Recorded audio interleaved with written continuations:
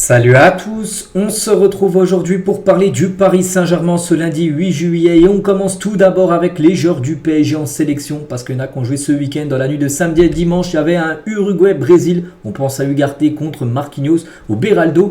Donc du coup ce match s'est fini sur un triste 0-0, beaucoup de fautes lors de cette rencontre. Donc du coup pas de prolongation, tir au but directement et c'est l'Uruguay qui s'est imposé lors de cette séance de tir au but. Et du coup l'Uruguay de Ugarte se qualifie pour les demi-finales concernant Beraldo et Marquinhos. C'est fini, sont officiellement en vacances après cette longue saison. Et du coup, qualifié en demi-finale, voilà, l'Uruguay de Ugarte sera opposé à la Colombie pour une place en finale de Copa América. On souhaitera bonne chance, bien sûr. Pour Ugarte, c'est le seul joueur du Paris Saint-Germain encore engagé en Copa América. Donc, on va soutenir, bien sûr, l'Uruguay. Une petite photo, tiens, de Ugarte qui a fait encore un très gros match.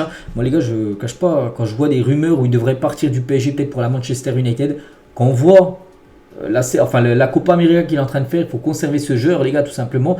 Même en début de saison, on avait pu voir la saison avec le PSG en août, septembre, octobre 2023, où il était exceptionnel. Ce serait dommage, les gars, de faire partir ce joueur, les gars, qui est en train de réaliser vraiment une très grande compétition. Et Ugarte, quand même, en plus de convertir son penalty, il a pris ses responsabilités lors de la séance des tirs au but. Il a marqué son but. Et surtout, est le joueur uruguayen avec le plus d'actions défensives réalisées, 10. Et le deuxième avec la meilleure efficacité et passe 90% contre le Brésil. Voilà, c'est dommage de faire partir ce joueur tout simplement. Mais bon, s'il part, bien sûr, il sera vendu très cher au vu de la Copa América qu'il est en train de réaliser, mais je pense qu'il faudrait peut-être le conserver. Et Ugarte, après la qualification de l'Uruguay pour les demi-finales, il a dit le sentiment est énorme. Cette étape vers le prochain tour est incroyable et indescriptible. Surtout que l'Uruguay, ça faisait plus de la Copa América 2011 qu'ils n'avaient pas éteint la demi-finale, donc pour eux c'est exceptionnel, ça fait 13 ans, bref. Donc maintenant repos et concentration sur la demi-finale et sur son penalty où il a tiré lors de la séance, une joie immense, je me suis senti assez calme pour tirer et quand le ballon est entré c'était magnifique, je n'ai pas hésité, je savais très bien où j'allais frapper. De toute façon il faut savoir, déjà bien avant où tu vas tirer ton penalty, où tu veux tirer. C'est pour le dernier moment où tu vas prendre ta décision. Maintenant, il faut récupérer avant, bien sûr, le gros match contre la Colombie. Comme je dis, il y a eu quand même 41 fautes dans ce match. C'est beaucoup. Même sa sélectionneuse ont fini à 10 contre 11 parce qu'ils ont pris un rouge à un quart d'heure de la fin. Et concernant Ugarte, les meilleurs joueurs des quarts de finale de cette compétition, la Copa América, on peut voir que Ugarte est bien présent parmi les meilleurs joueurs. Donc, félicitations, bien sûr. On lui souhaite bonne chance pour la demi. Et du coup, ça sera contre la Colombie et le vainqueur jouera en finale soit contre l'Argentine, soit contre le Canada. On revient en Europe, on va parler aussi de l'Euro. Donc Espagne, France, Pays-Bas, Angleterre. Donc parmi ces 4 équipes-là, une sera... gagnera tout simplement cette compète. Côté espagnol, il y a Fabián Ruiz en tant que joueur du PSG. En équipe de France, par exemple, il y a Barcola. Et aux Pays-Bas, il y a par exemple Xavi Simons, même s'il ne veut plus trop revenir au PSG, il appartient au PSG. Et côté anglais, il n'y a pas de joueur. Il n'y a pas de joueur du PSG qui est anglais. Donc on souhaite bonne chance, bien sûr, à tous les joueurs du PSG encore engagés, bien sûr, dans cet Euro. On peut voir que le PSG, c'est quand même où il y a le plus de joueurs. Donc 4 joueurs de l'équipe de France, un joueur néerlandais et un joueur Fabián Ruiz. Donc c'est le club en Ligue 1, bien sûr, il y a toujours le plus de joueurs encore engagés du côté de cet Euro. Et à noter, les gars, les passes D, donc le classement après les quarts de finale, on peut voir que Fabián Ruiz, les gars, toujours bien classé 4e. Enfin, ex-aequo, c'est comme s'il était 2e, parce qu'ils sont tous avec 2 passes décisives. Fabián Ruiz tient sur le match face à l'équipe de France demain, n'oubliez pas, France-Espagne. J'ai parlé avec Dembélé pour le féliciter de son trophée de MVP lors du match contre le Portugal. On s'est donné rendez-vous mardi en se souhaitant le meilleur. On se parlera encore avant le match, c'est sûr. Je lui souhaite tout le bonheur du monde, mais pas mardi soir. Donc voilà ce qu'il a pu dire Fabián Ruiz. Il a également dit aujourd'hui, je suis très content de mon rendement avec le PSG, même si on peut toujours mieux faire. Je suis bien pari, il me reste 3 ans de contrat et j'ai encore beaucoup d'objectifs à atteindre avec le PSG. Donc lui se voit rester au PSG, c'est quand on voit aussi l'Euro qu'il est en train de réaliser, peut-être du côté du PSG. On souhaite absolument le garder, ce joueur, Fabián Ruiz.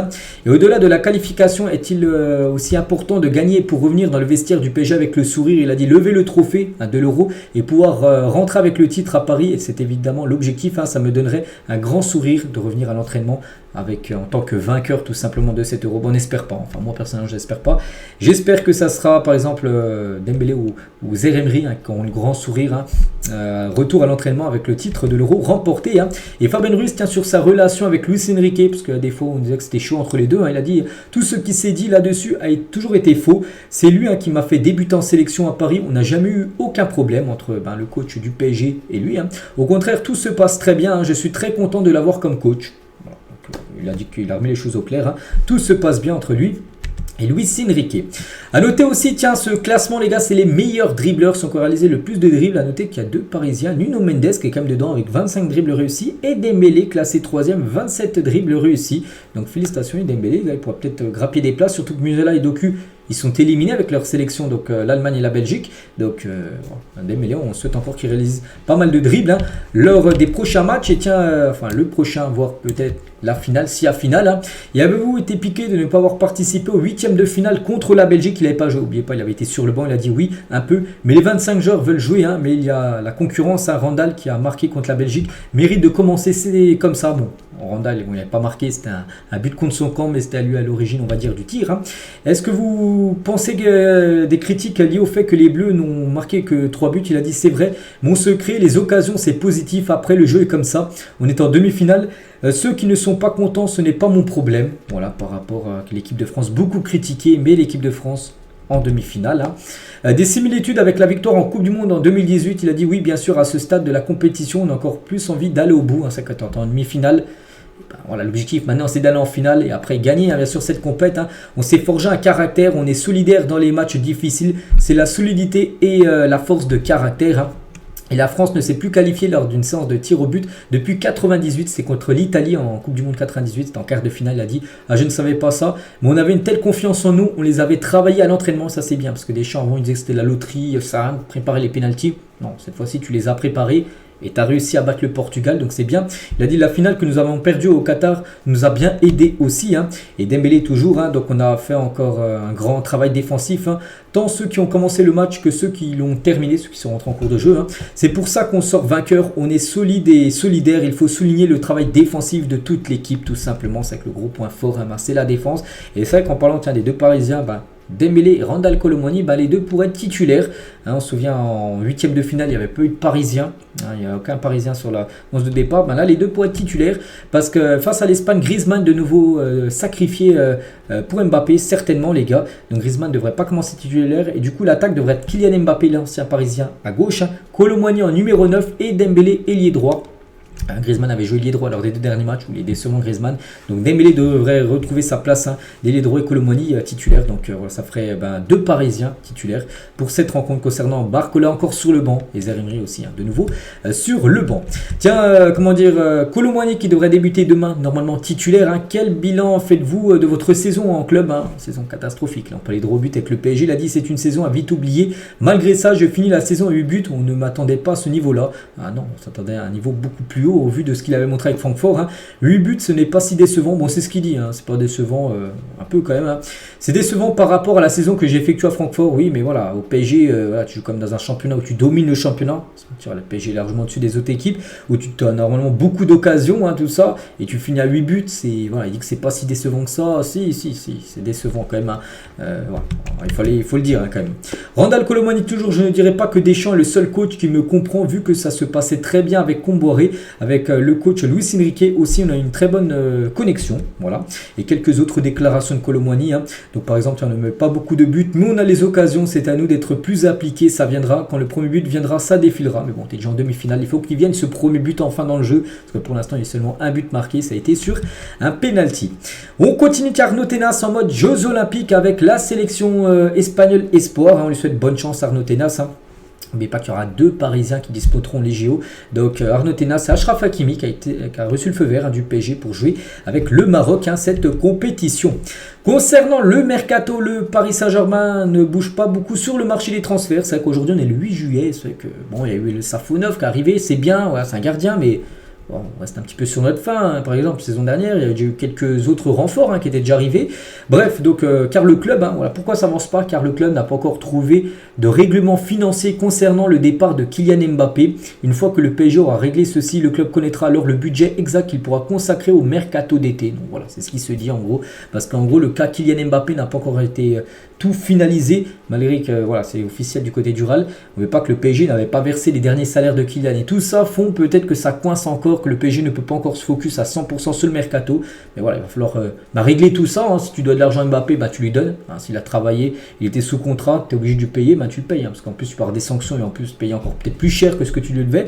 Et après, enfin, basculer et annoncer des recrues. Parce que là, c'est qu'on parle beaucoup de rumeurs, de joueurs, du João Neves, des Kimmich, tout ça. Mais pour l'instant, il n'y a pas d'arrivée officielle, on peut dire. Et concernant, des rumeurs, parce que ça, il y en a beaucoup autour de Paris. Regardez la carrière d'Elo Sport aujourd'hui en ce lundi. Naples souhaite vendre Victor Osimhen pour recruter Lukaku, selon Corriere Sport. Et le PSG, toujours le PSG, les gars, serait le point de chute idéal pour l'attaquant nigérian. Voilà, c'est eux qui mettent ça, que le PSG, regardez, l'anti-Inter, puis c'est marqué, on peut voir le il PSG si mauvais, bon je sais pas trop ce que ça veut dire, mais en gros le PSG serait intéressé, Lukaku en gros serait son remplaçant. Voilà. Bon je sais pas si en Italie ils pensent que le PSG va le recruter tous les joueurs, mais ils ont encore dit que le PSG voulait plutôt Osimhen. On ne sait pas, bon le PSG je pense qu'ils veulent plutôt Kvaratskhelia, après c'est Osimhen, je sais pas, ce serait une belle recrue, mais bon voilà, il faut des pistes soient sérieuses et là aller faire les transferts officiels parce que Osimhen sera un bon joueur, mais voilà, je pense qu'on a déjà Colomoni, Gonzalo Ramos. Est-ce qu'il faut un nouvel attaquant? Je pense pas, il faut plutôt d'autres joueurs sur d'autres positions, on verra. Concernant un milieu, il en faut, on parle beaucoup de João Neves, mais Kimmich les gars au PSG, ça avance. Donc mise au point concernant Kimmich, donc le joueur a envie de connaître quelque chose d'autre après tant d'années en Bundesliga, mais en aucun cas il forcera son départ, n'oubliez pas qu'il est en fin de contrat dans un an. Il a demandé au club allemand de pouvoir discuter avec d'autres clubs, donc le Bayern n'est pas opposé à son départ, il acceptera la décision du joueur. Kimmich a déjà eu des contacts avec le club parisien. Donc voilà. D'autres clubs sont intéressés par le joueur. L'avantage du PSG sont les joueurs que dispose Paris, dont certains joueurs intéressent le club allemand. Il pourra peut-être avoir un échange de joueurs, on ne sait pas. On pense à un joueur, Xavi Simons, les gars, un joueur qui appartient au PSG. Si Kimmich vient, peut-être l'option d'achat, parce que c'est une option d'achat pour Xavi Simons, s'il est prêté au Bayern, sera peut-être moins élevé, vous avez compris. Donc voilà, ça peut rentrer dans le deal, tout ça. À la fin du mercato, si le joueur n'est pas parti du Bayern, une prolongation pourrait lui être proposée. Donc voilà, concernant Kimmich. Le PSG pense sincèrement avoir toutes ses chances. Luis Enrique serait prêt à s'impliquer, à lui parler pour faire comprendre à Kimmich qu'il sera un joueur important de l'effectif parisien et qu'il rentre parfaitement dans le système que veut mettre en place le coach parisien. Donc voilà, Kimmich, vous avez toutes les infos. Donc ça, Kimmich avec par exemple Vitinha et Fabien Ruiz ou João Neves, mais bon, João Neves pour l'instant bien sûr c'est que ça patine un petit peu, mais voilà, c'est vrai que ça peut être une belle recrue. En plus c'est un joueur non plus qui coûterait pas très cher vu qu'il ne reste plus qu'un an de contrat Kimmich. On verra. Et concernant Crescenzo Summerville au PSG, donc ce n'est pas qu'une simple rumeur, le PSG prend de plus en plus de renseignements sur le joueur de Leeds. Les dirigeants parisiens devraient même rencontrer ceux de Leeds prochainement. Tout pourrait aller très vite si le club anglais accepte la proposition du PSG. D'après des informations, ce sera Luis Enrique qui aurait soufflé le nom à Campos, à Luis Campos. Voilà, que ce joueur, en gros, ce joueur a été surtout vu par Luis Enrique, le coach. Donc voilà, concernant Summerville, qu'on parle aussi là depuis quasiment une semaine. Et concernant Désiré Doué, de confirmation, le Bayern a bel et bien de l'avance sur le dossier Désiré Doué. Toutefois, le PSG toujours dans la course, mais pour l'instant, ce serait plutôt le Bayern qui serait le club le mieux placé pour s'offrir le jeune joueur de Rennes. Et on finit les gars cet épisode aujourd'hui avec la story d'Ousmane Dembélé au résultat des législatives par rapport aux élections. Vous savez ce qui se passe. Donc il a mis cette photo là qu'il avait fait après le match contre le Barça. Souvenez-vous, il avait été tout souriant par rapport aux résultats. Et on finit aujourd'hui avec un départ les gars. C'est Zoumana Camara, c'est officiel, quitte le PSG. La fin d'une belle aventure. C'était lui l'entraîneur de l'équipe U19. Et voilà, il va tenter certainement maintenant une expérience d'une équipe professionnelle. On lui souhaite bonne chance pour la suite de sa carrière de coach. Donc voilà ce qu'elle va dire aujourd'hui. J'espère que ça vous a plu. On se retrouve nous demain bien sûr pour le prochain numéro. À demain.